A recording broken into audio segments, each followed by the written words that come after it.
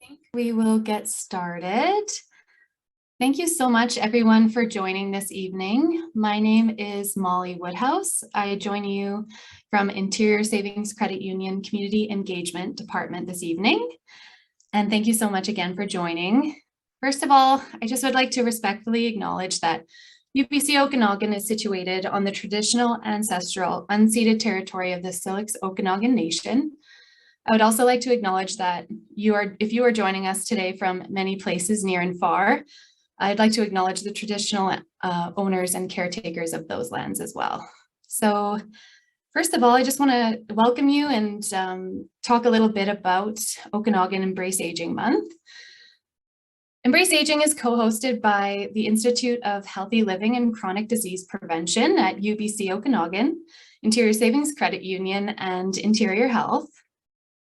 Embrace Aging was launched 10 years ago to celebrate and raise awareness about positive aging, and once again has organized a number of educational opportunities and events during the month of March. The sessions are designed for everyone, people of all ages, with a focus on a variety of topics related to healthy aging and ways to improve quality of life among seniors and their family caregivers. But our main goal, of course, is to inspire everybody and to embrace positive aging. So just a couple housekeeping notes to Zoom. You are able to turn closed captioning off if you just want to click and drag the closed captioning box to your preferred place on your screen, then you can turn that off by pressing the hide caption button. As well as in the chat there, we've written a couple of messages, but feel free to put any questions or comments along the way in the chat box, and we'll be sure to address them at the end of the evening. So I'll just talk about today's special event, Rethink Aging, a bold new path to life at any age, which is brought to you in support of Interior Savings Credit Union.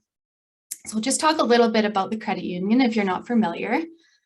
As a member-owned credit union, creating local impact in the communities in which we operate is inherent to how we do business.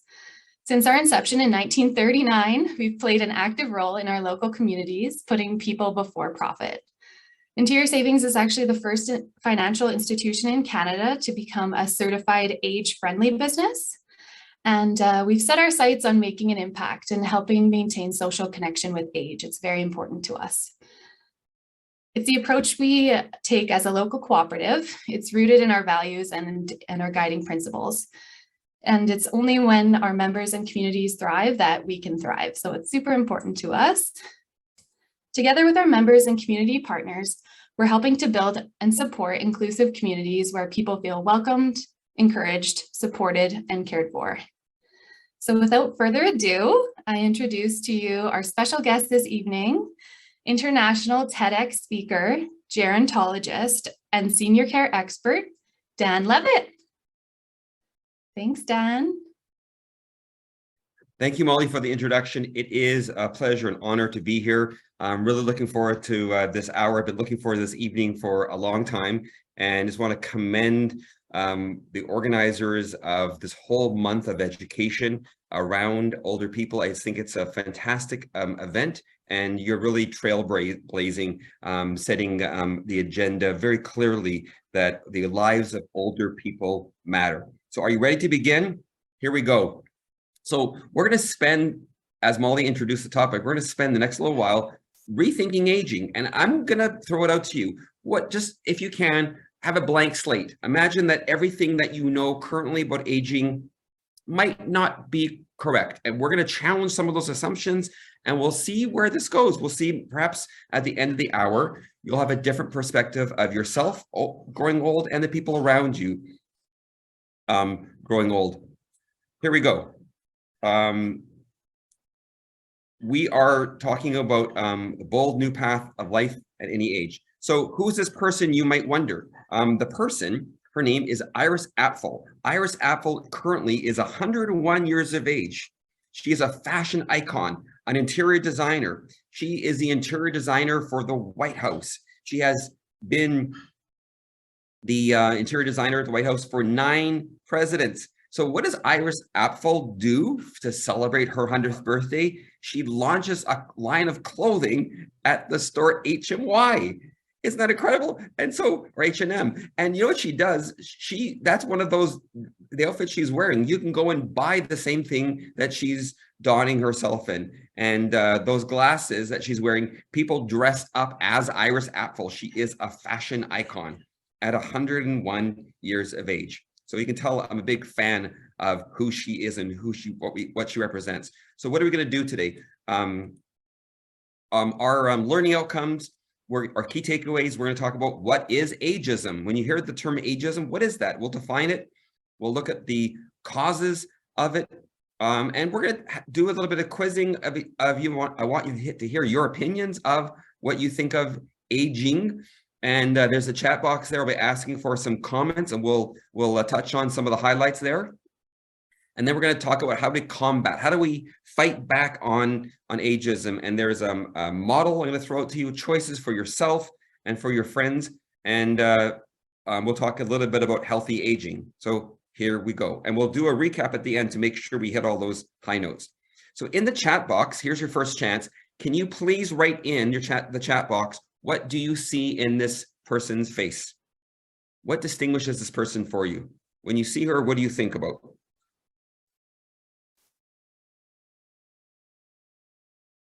She's happy. Thank you.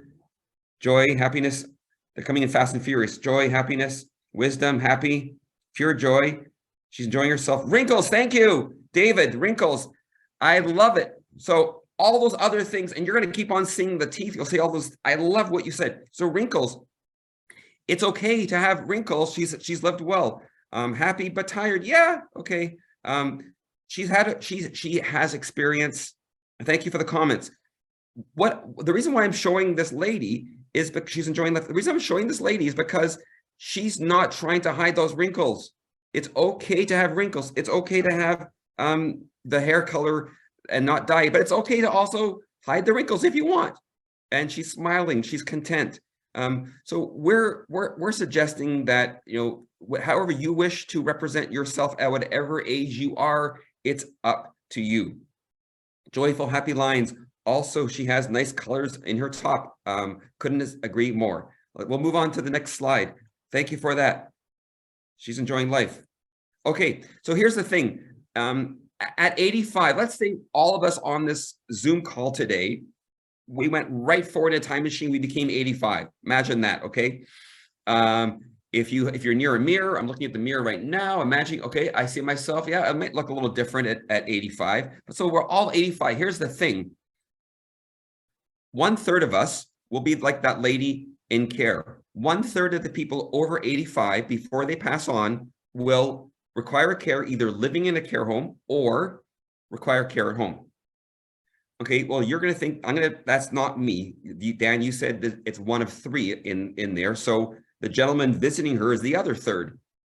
He's 1 in 3 over 85 will be caring for that person who requires care. And then you're going to say, Dan, you know what? I don't want to be either of those people. And I get it after what happened during COVID. Why would you? So the other people, they're dancing and they're romancing and they wish the music would never stop. So I want to introduce you to someone that lives probably around the corner from where you are. This is somebody I'm a big fan of. I got a chance to meet her this summer in Lake Okanagan. Her name is Connie Stamhouse. She is 90 years of age as of last summer when she swam across Lake Okanagan right by the Bennett Bridge at 2.1 kilometers. It was her 7th time doing this. She raised over $10,000 for Doctors Without Borders, a place that she volunteered as a nurse. And she holds the record for being the oldest person to swim across Lake Okanagan. How about that? Showing that, you know, people who are over 85 continue to enjoy life and continue to have a great time. Congratulations, indeed. Interior savings across Lake Swim is an icon right there. Yes, she might be your poster swimmer for next year.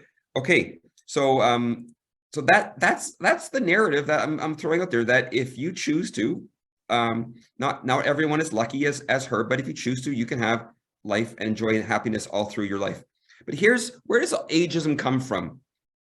You'll probably remember watching this movie as a very young person. I remember watching it and being terrified of the Wicked Witch of the West. I was scared. I remember not being able to watch the movie because of how terrifying that character is. And why do we fear the Wicked Witch of the West and we don't Glenda, the Wicked Witch, sorry, the Good Witch of the North? Glenda is beautiful, and you can look at her hair and look at the color she's wearing. And if you remember, Dorothy Gale does not believe that Glenda is a witch. She says, if you read the line, she says, "I thought all witches were old and ugly." And then what happens? The Wicked Witch of the West, played by Margaret Hamilton, shows up, and she looks old.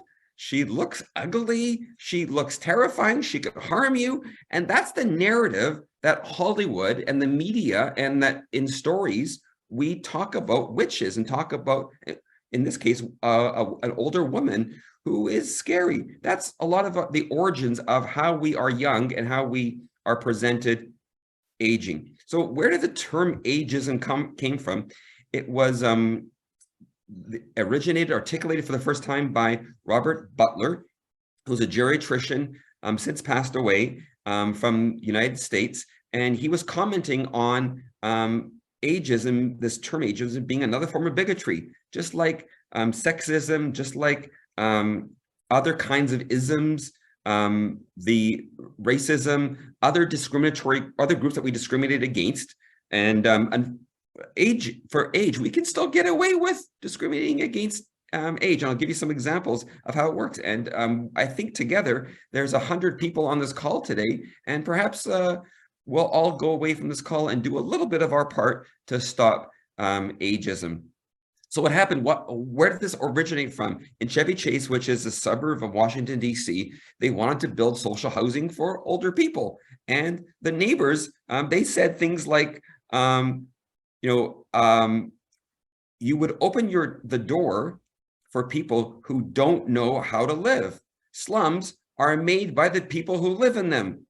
It has to come sometime, but not this time or not this place. And my favorite one, a quote, these are people who were opposing an older person's apartment building in their backyard, this NIMBYism, as we call it. This person said, "I am not against old folks. Believe me, I just don't want them in my backyard."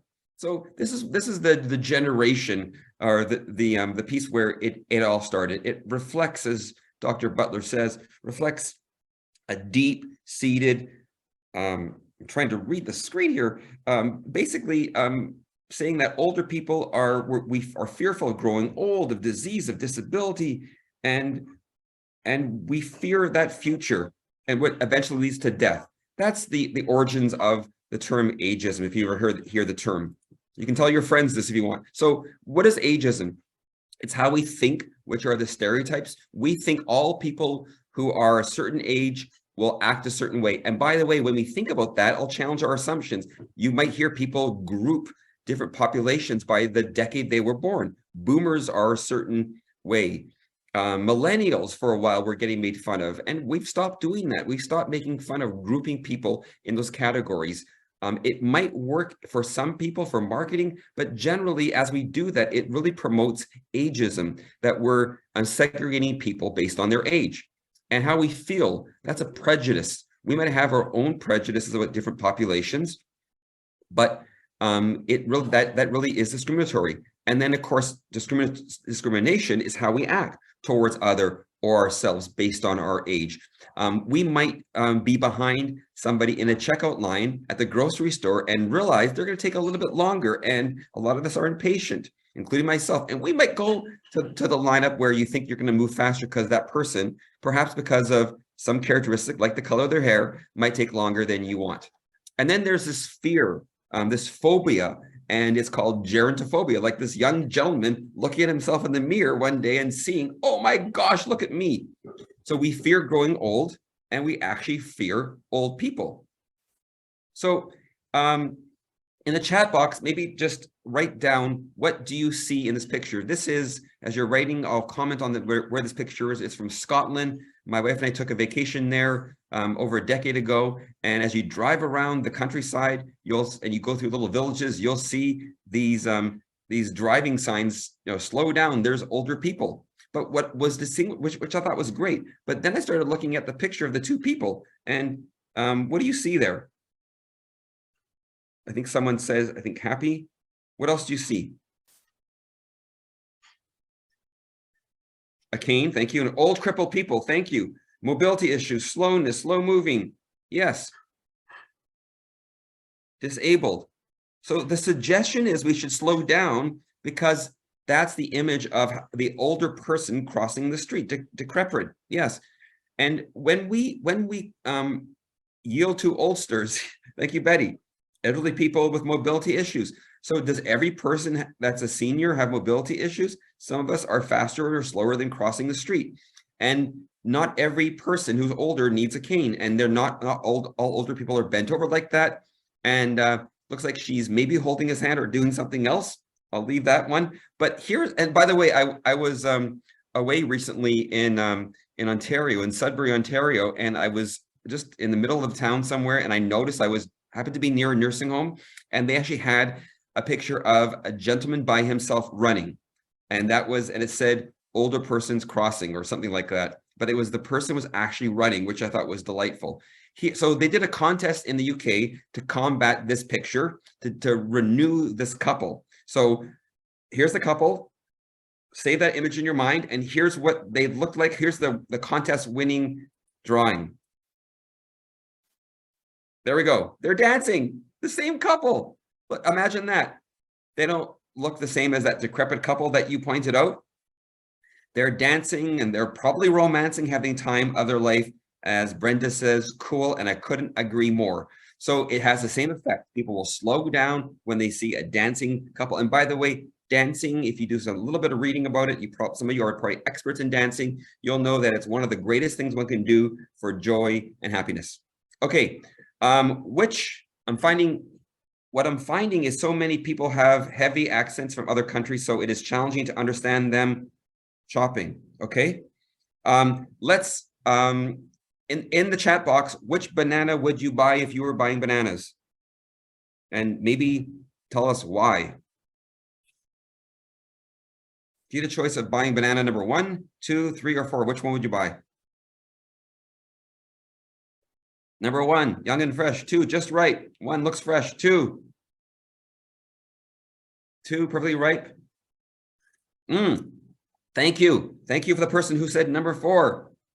By the way, there's really no right answers because thank you, Molly. Number 4 would be great for banana bread. Exactly. So my wife says, I want to make banana bread. Dan, can you go to the grocery store and go grab some bananas? And I got to go find that overripe banana, but it's perfect for banana bread. So I found this slide. I thought this is perfect for tonight because it shows that my perception of bananas was certainly that all bananas should look a certain way, but those overripe bananas are perfect for banana bread. That yellow one, or the one that maybe it would be 0 or -1, that's still green. You can't make banana bread with that. So okay, here we go. Get ready for your chat comments. We'll kind of do rapid fire through this section. It's a bit of some fun. We're going to have about ageism. And there's nothing fun about ageism, but it is kind of fun getting your comments and your insights around this. So we're going to challenge your assumptions on older people, on middle-aged people, on young adults, and on children. I throw this couple up because I'm assuming they're a couple, because people will comment, and I've done it myself. I haven't done it for a while, but I've done it. You see a couple and they don't look like they're from the same generations. And you say, oh, isn't he old enough to be her? We hear those kinds of comments, and you'll hear people whispering, oh, do you know the age difference of that couple? Oh my gosh. So something to think about, something to wonder is that how can we challenge that? Are they happy? This couple might be more happy than a lot of couples. Is that maybe that's something we should covet? Okay. Tell me about what's the value of an old person in the workplace? If you were hiring people, or you see a job ad, what kind of person are they looking for? Experience, thank you. Mentorship experience. less to have older women and young men, wisdom, patience, vital and experienced. All good comments. Here's an interesting thing to think about. The research that's been supportive, the research that's been done around older people are experienced wisdom, good teachers. Exactly. Some companies, they purposely will retain older workers beyond what old enough to skip the drama. Thank you. Exactly, Betty. Betty, I love all your comments. It is true that older workers generally, I know it's a generalization, but they don't get involved in the office politics. Maybe, but she's been trained. So here's the interesting fact. Our assumptions about older workers, none of them hold true. Older workers do not use more benefits. They aren't sick more often, and they don't have the same kind of actualities in the workplace. They don't have those issues. So when you're looking at workforce pictures, look for those companies that actually have a diversity, not just in people's ethnic background or other characteristics or gender background. Look for the kind of place where you see people at different spectrums of age. And you're right, mentorship's an important thing. We'll talk about that in a few minutes. Okay, Aegis language. What do you do when you hear a friend describe his older neighbor as an old dear? What do you think?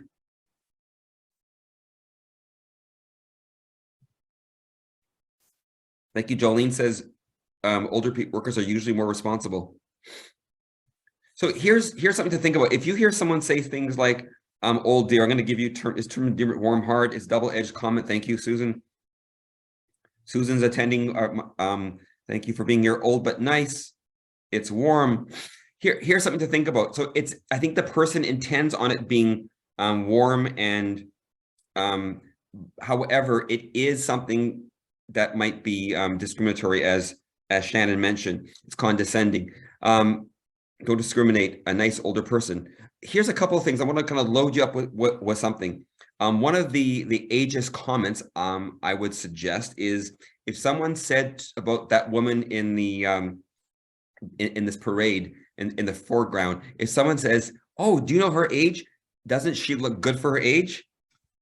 It's a compliment, but it's kind of the double-edged compliment. So one idea is to say she's always looked good for her age. And it's true. Whatever age that woman was, she probably looked great. Another thing, if someone says to you that you look good for your age, here's what you could say back to them. You look good for your age too. Another thing people say, and we don't think about it too much, but there are those words that we don't use anymore that we used to, at least in mixed company we don't, that were not appropriate anymore. Here's one I'm going to suggest we stop using altogether. If someone says they can't remember what they were going to say, they say they're having a senior moment. Okay, here's what I say. When it's right to say it, not all the time, but at the right moment, I'll say this. Oh, earlier on, you mentioned that you couldn't remember what you're going to say. Oh, yeah, that happens. And they'll say something, or maybe I better go to my doctor. They'll say, and usually it's not that, it's something else. But here's what I would say. Oh, that's a really interesting expression, because our daughter couldn't find her keys. She's in high school, and she didn't say she was having a junior moment. Okay, if you feel positive about growing older, what kind of impact would that make on your longevity? Let me just throw a number of how many years will you live longer just by having a positive viewpoint of growing old? Lots? 10? A little lower? Lots? 10? 7? Nicole, you got it. You nailed it. Nicole's done some research, or you're just very intuitive. So if you simply look at growing old with a positive lens, put those rose-colored glasses on, keep them on, you'll live 7 years longer on average. Okay, this is our neighbor Ken. Ken's wife, she lives in a care home. She moved in the day that they shut down those places, and that's Maureen and Ken on their wedding day. Anyway, what I wanted to say about this picture is, what do you think is the percentage of people over 65 who have a diagnosed who are diagnosed with Alzheimer's or dementia. What percent do you think? 35? No, lower. A lower number. 25? Lower. This is over 65. 20 lower. 30 still lower. I hope it's lower. 15 even lower. 10 a little bit lower. 10, 8. Brenda, almost there. It's 7.1% of Canadians over 65 currently have a dementia or Alzheimer's disease. The number does increase with age. Age itself does not cause Alzheimer's. I want to be clear. I'm going to restate that. The actual age you are, yes, there's more prevalence of it. There's more incidence of it as you get older, but the age itself isn't the reason why you have it. There are other factors besides age, but it's something to think about is that if you're planning on living a long time, you don't always end up in a nursing home or requiring care or having Alzheimer's. Okay, technology. Are older people less able to learn how to use technology than younger people? What are your thoughts on that? No, thank you. No, exactly. No. Okay. I think we have a pretty converted audience here already, and we're only we haven't even done this for half an hour yet. So maybe you already had the same kind of mindset and you share my viewpoints on this stuff. But yeah, it's true. You can teach an old dog new tricks. Okay, there's this idea, and I work in a nursing home. This idea you went to a nursing home and you can't learn anything new. A lot of times we learn brand new things. It might take longer to learn exactly. I take longer to learn, I think, today than I might have earlier on. But you can learn every day of your life, exactly. And by the way, I'm of the opinion myself. I need to find the research to back this up, but I'm of the opinion that we remember what we want to remember. My 85-year-old mother-in-law orders online all the time. Brilliant. Important to keep on learning. I agree. Okay. Let's see about this one. Okay, here's one I'm curious about. Anti-aging products.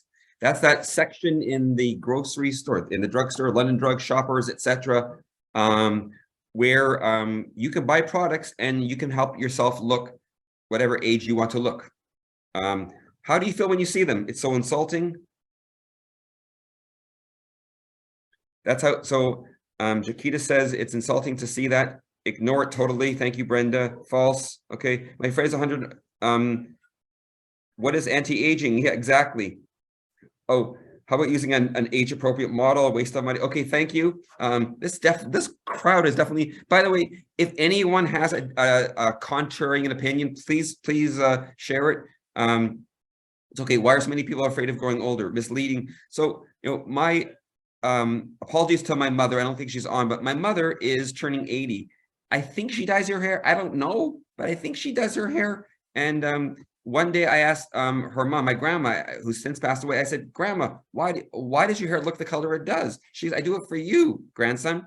I said, Grandma, I love you no matter what hair color you have. So if you want to do it, it's up to you to dye your hair, to do this thing. But my suggestion is just like we don't want younger people feeling pressured to look a certain way or have a certain waist size or a certain dress size.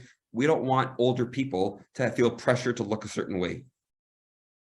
Okay, you are visiting with an older person or you're visiting with a younger person, the doctor, and the doctor is visiting with the older person is the patient. Who should the doctor talk to? I think you get this one already, right? Hello, both. Yeah, exactly. Both, probably. Both. The patient. Thank you. And by the way, I did observe this a few months ago. I was getting I can't remember if it was my 4th or 5th vaccine. Speak to the patient, and I noticed this in the pharmacy, and I was shocked to see it. I didn't think actually stuff happened. So I walked up to the daughter and the father, and I said, apologies for saying anything. I'm a gerontologist. I give talks on ageism, and I'm just curious what happened there. And I think the daughter felt a little embarrassed that she wasn't letting her dad, who was able-bodied and could hear and could talk and could understand, kind of represent himself. So this pharmacist hadn't attended this session, otherwise probably wasn't educated around age friendliness. Okay, older drivers. Who has more accidents, younger people or older people? I'm looking for your comments. This is the participation time. Younger, yes. I think we all know the stats.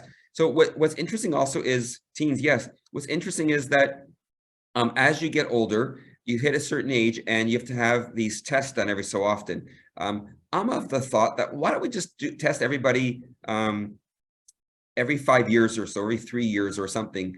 Why not just, someone says they drive too fast. Why not have a test every so often of our abilities to drive? I might be less able to drive than my own dad, who's, I think he's 86 right now. So why would a 53-year-old be any better than an 86-year-old or vice versa? Agree, everyone should be tested. Thank you. Thank you, Shannon. Okay, next slide. Oh, okay, you're celebrating your 80th birthday like Paul McCartney just did. What do?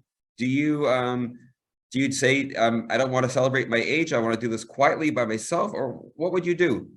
Or what did you do? Party. Go dancing. I love this. Party. I think someone said invite Paul McCartney. Yes. Go dancing. Rock on. Party, enjoy life, plan for the future, play Beatles music and sing. Yes, exactly. I love this. You know, for my dad's 85th, celebrate. Enjoy the outdoors and an awesome hike. I love that, Laura. So my dad turned 85. We had a Zoom call and everybody celebrated him. No one gave him any of those ageist cards. By the way, if you're when next time you're at the greeting card section, go to the humor part of the greeting card. I partied for 3 days. Beautiful, Jolene. So that's awesome. That's a long time to party. I hope you slept a little bit in that 72 hours. So if you, or afterwards you did, if you go to the greeting card aisle, look at the section that says humor. And a lot of those cards make fun of older people because of memory impairment and other losses that they have that are not their own fault. I think it's okay to make fun of people that's something that they can control, but something that's not, they can't control. It's really not fair to make fun of people's skin color, their gender, or from my point of view. But for some reason, greeting cards are okay. Is it ageism is still that last ism? So we got to focus on it. So maybe if you're there, just ask the store manager about those cards. I've done that. I'm hoping to write a little piece on this, get it published. And I believe if aging cards, humor in cards might be harmless. Some of us don't think they're harmless. But there's probably a middle ground somewhere. It's all about demand and supply. Okay, I'm just going to go there. I have a couple slides on this topic. I appreciate this might make some of us a little awkward. Just as you can see in the writing there, I've got my words mixed up. So that might have been my own concern about this topic. But so older people and sex, does this diminish with age? Can you still have an active sex life in your 90s? And I want to tell you about this guy. So this guy, he was on billboards all over London during Christmas time a few years ago. And they had to pull, hoping so, thank you, Barb. Why not, right? So so this guy, this handsome guy, was on the billboards in London, in the subways and all over the city. And they had to pull this picture off because it was offensive to some people. I'm not sure why this guy is offensive. Maybe you can throw that in. I'm assuming a lot of people think the opposite. And by the way, at the same time as this billboard was up, there was another billboard that no one protested of, I think she's probably around 20 or so, a woman in a bikini advertising sunscreen. Go figure. It's Lumen is a dating site apparently for people over 50. If you have ever felt unnoticed as a senior, as somebody over, political correctness will eventually be our downfall. Thank you, David. So do you see us now? It's a logical thing to think. Some of us feel like we're not being acknowledged, that we're being missed. So these people were willing to bear it all. They covered up certain spots very strategically, and nobody over 50 should be made to feel bad. Agreed 100%. So there's a clothing line, a clothing store in the United States called Chicos, and they started a campaign a few years ago called How Bold Are You? We believe women can be absolutely anything they want to be. They can be fearless and funny, curvy, curly, and colorful. Yet there's one thing women are told they can never be. That's 45, 52, 65. Are you kidding me? It's time to say, I'm here. Get used to it. I'm growing older. So I'm not growing older, I'm growing bolder. And Chicos, that is their target market. It is Levitt. Thank you, Brenda. It is their target market, and it's a great store if you get a chance to ever be down there. Here. Thank you, Shannon. Okay, Judy Dench. She's 88 years of age today.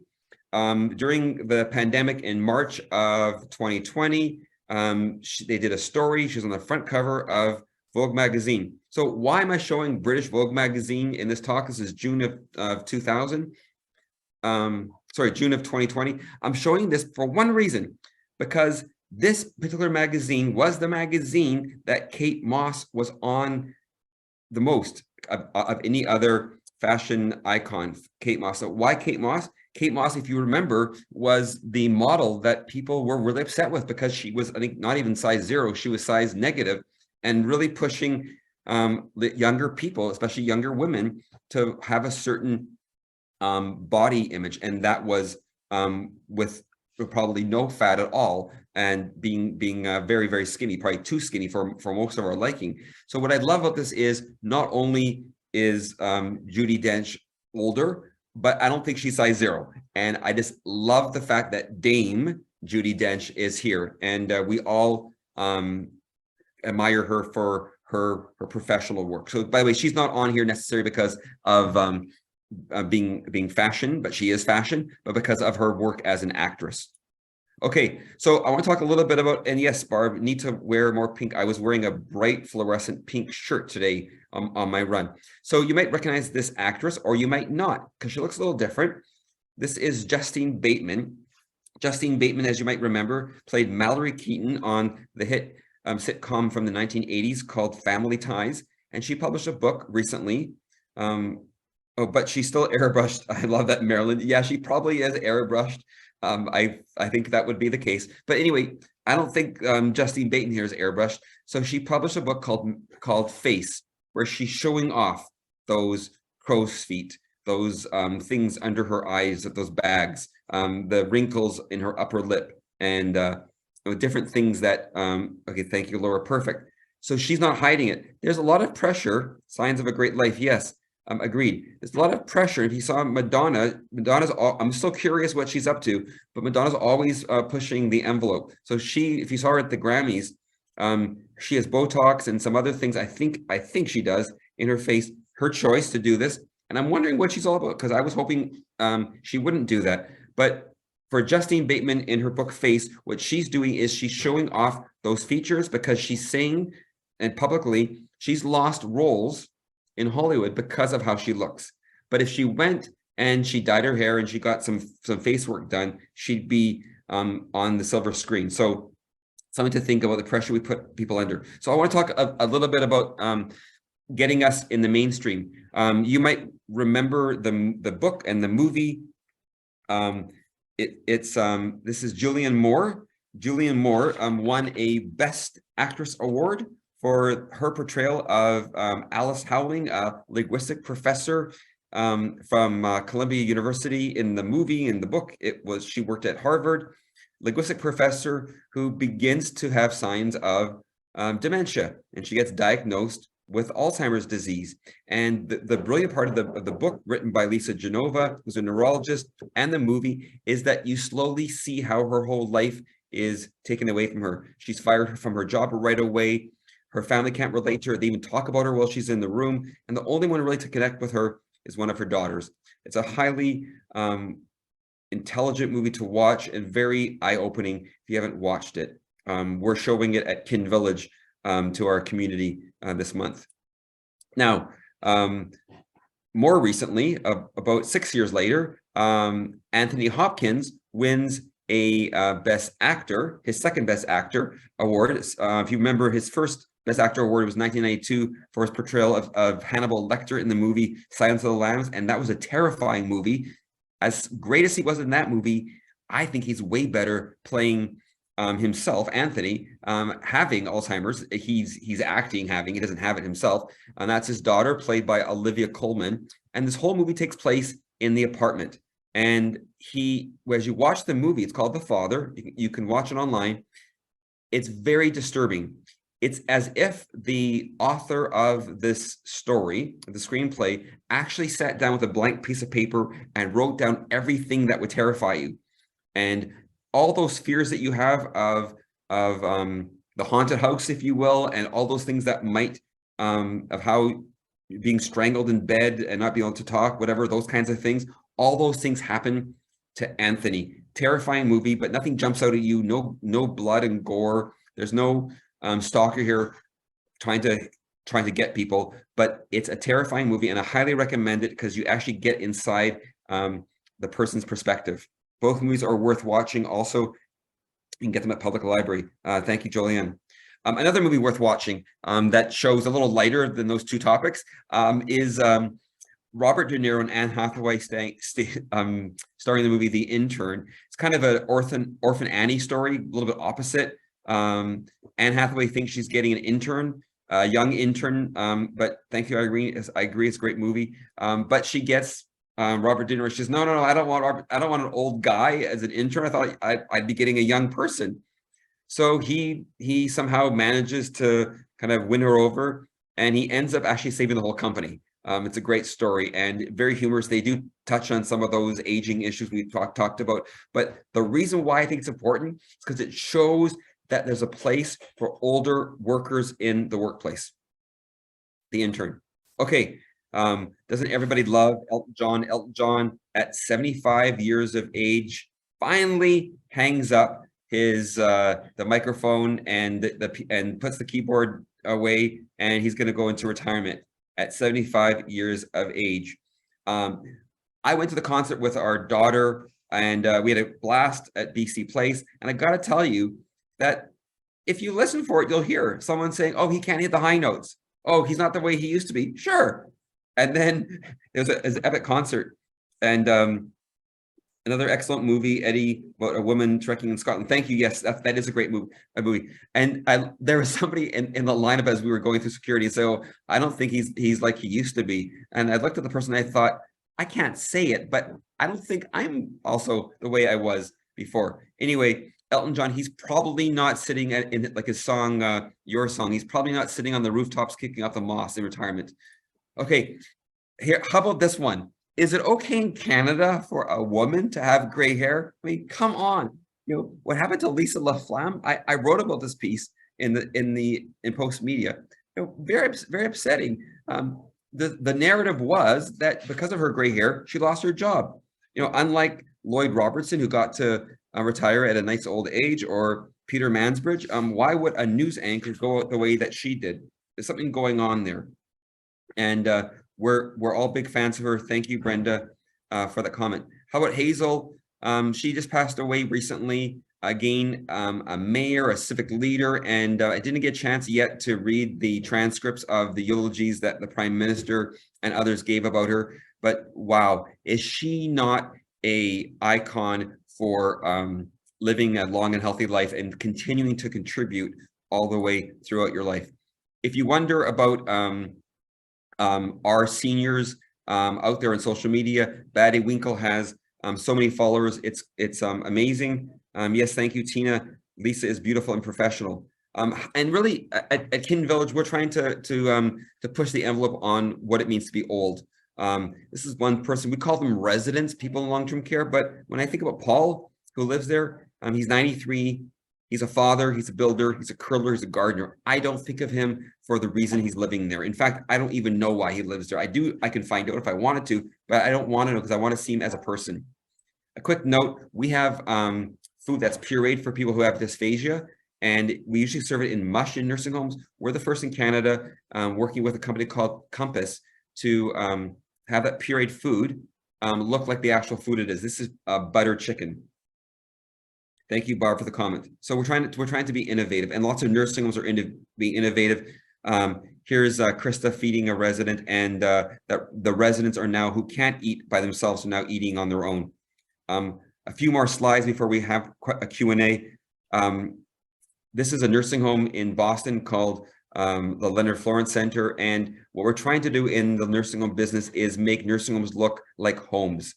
And if you go into a nursing home, or you know someone's in a nursing home, perhaps if you can, help them become a home versus an institution. This is also a nursing home. It's called the De Hogewey. It's in the Netherlands. And that woman has advanced Alzheimer's, and she's buying the groceries for the 5 of the people that she lives with in her nursing home. So just showing you that we can rewrite the way we experience old age and the dementia journey. This is the Dementia Village in Langley, a great place that's built, and probably nursing homes going forward will look more like that. I want to highlight that aging in place is very important. This is my backyard. This is Kerrisdale in Vancouver. This is where I grew up. My great-grandfather went to the same barber I went to. Just want to note that we should be making sure that seniors can live in age-friendly. I know some of my colleagues are on this webinar, and they certainly agree with us that we should be making our world more age-friendly. I want to quickly go through some choices. It's kind of a little thing, a little kind of recipe for a long and healthy life. We shouldn't be, Michelle says, my 3 to 6 year old son spent 3 years, years ago visiting nursing homes weekly. Thank you. That's great to hear. So that's the best thing, the intergenerational piece. Warren Buffett said the reason why that tree's there is because somebody was smart enough to plant it. Yes, we need to make sure we have enough money for retirement. Easier said than done, but I'm of the belief that for my generation, the services we have now might not be available. So we need to think about that. Next thing is our health. If we are investing a certain amount of money per month in our retirement, we should be investing a certain amount of time in our health. A lot of us take it for granted, but all those things that you've been told to do and we despise hearing about. And we don't like someone telling us that we should be doing it. This is a great book from probably a decade ago, What Makes Olga Run. She's over 90, or she was over 90. She's passed away since. But the idea is that you can improve your muscle mass at an older age. Outlook, stay positive. We talked about that already. Interest, hobbies are really important to combat boredom and loneliness and helplessness. If you have a plant that depends on you, you will live longer. There's research that's been done about it. Got to keep moving, move it or lose it. Agreed. Mother Teresa, somebody who said if you were to drop a pebble in a lake, like Lake Okanagan, it will cause ripples. And having a cause does have a big impact. And I just think of, for example, a fellow Okanagan resident, Connie, what she did for Doctors Without Borders. Engaging. If you are engaged with people in terms of conversations, they'll come back and visit you all throughout your life. So choices, the S. I had a chance to meet Dr. Ruth Westheimer. A lot of us admired her for being outspoken about sex and about that part of our life. And just I show her because she's another example of somebody who's continuing to do things that she's always done. And she's on all sorts of boards and very, very busy, and continues to do her thing about educating us about that part of our life. Volunteering makes one younger. Thank you. Okay, we're almost done. Happiness. There's a suggestion that as you get older, you become more sad. Well, the truth is people kind of in the middle of the life are sadder. People beginning of life are quite happy, and then the end of life, people become happier. And this is a combination of a bunch of studies that were put together. This is the person who did a TED talk about that, and her name is Ashton Applewhite. I had a chance to have breakfast with her this summer. You can probably tell from the picture. That's the last time I had my hair cut. So Ashton is kind of the guru amongst us gerontologists in this movement. And I'm a big fan of hers. And she has a great book called This Chair Rocks. And if you get a chance to watch her TED Talk or buy the book, it's excellent. I keep on reading different chapters of that book. So a final inspiration, I'm a marathon runner. I look up to this guy, Eliud Kipchoge. He's the fastest male. The fastest female is a fellow country woman of his, Bridget Cusco. He ran under 2-hour marathon in Vienna, but he really talked about being positive. If I can leave you with one thought today, you might forget a lot of this, but just one thought is stay positive.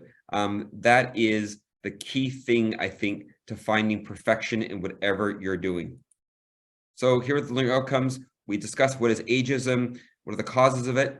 We looked at your own thoughts around aging, and we talked about those choices that we have. And healthy aging is all about all those things that we know from a long time what to do. So I won't go through them again, but I think we have about 10 minutes now for questions and answers. And I just can't thank you enough for joining me today.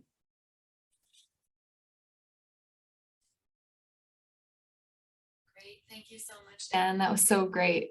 I loved what you said about the stat about living 7 years longer, about being more positive. That's a great one to bring forward for sure. Any questions in the chat here? I will just mention while people are typing their questions that there will be an email that goes out with an evaluation form, and we'll welcome any feedback or suggestions about Embrace Aging events. And we do encourage you to visit OkanaganEmbraceAging.com as well. There's a plethora of other events going on for the rest of the month, so don't miss out on that. Oh, there's a question there for you, Dan. So is that the question is, I'm interested in the average age of participants. I'm 73, the person said. Oh, okay. We might be able to find that out. I don't know how intuitive Zoom is, but we can figure, I can work on it.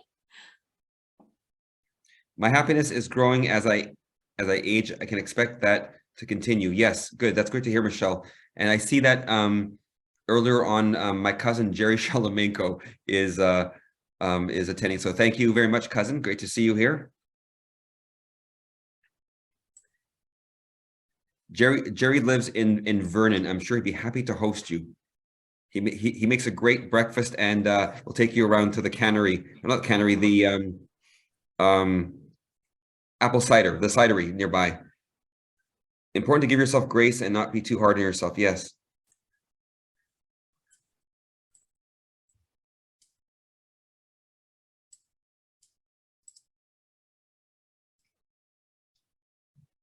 Did you stop getting your haircuts because you're, I won't remember the personal ones.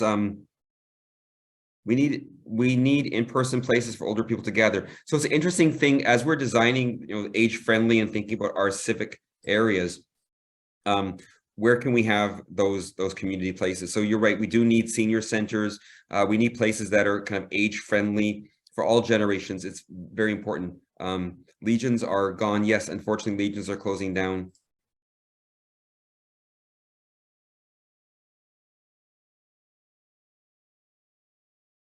Oh, I didn't know my great grandfather's barber died. Maybe I'll have to inquire.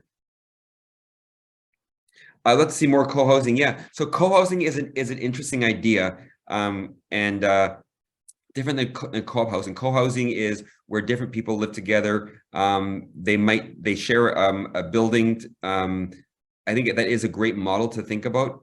And there's also something similar called the village movement, where people who live in a similar area, they help out each other. So one person might walk someone's dog, someone might go grocery shopping for them, watch the kids, and together they create kind of a social community. It started in Boston. It's a great program.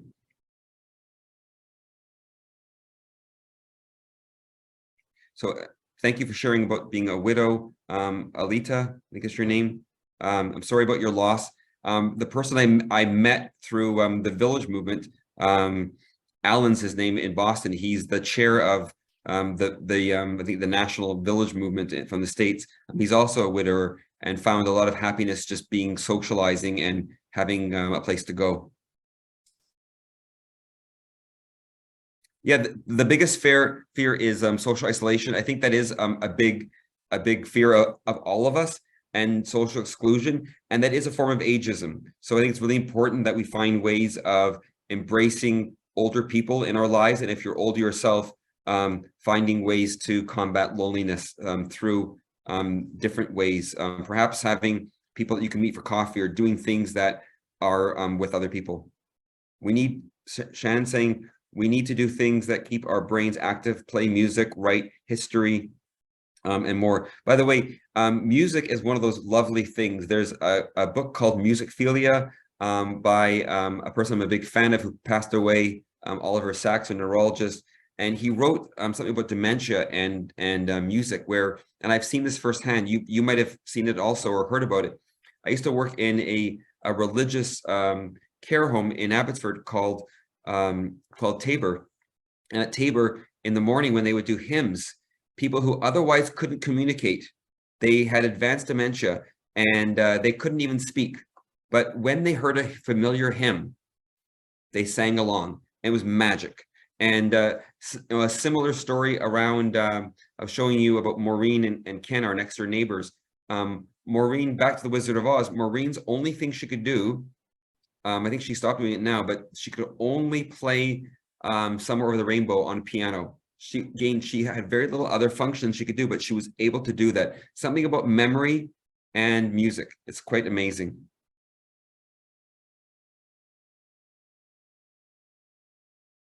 Just reading a few more. Multi-generational centers might be a great community addition. Unfortunately, it's a cost that most communities cannot afford. Thank you. Music's so important. Another one of those words that I'll throw out to you. Think about this. When someone says that someone's still doing something, it's suggesting, right? I'm seeing Molly, you're nodding your head. So it is suggesting that that person at that age, it's surprising they can still do that. So when someone says that, it kind of, those little hairs in the back of they kind of, I'm like, please don't say that about that person, because at 90, it's okay to do that. At 10 years old, it's okay to do that. So they're doing that. She's still swimming, Connie. She's been swimming for a long time.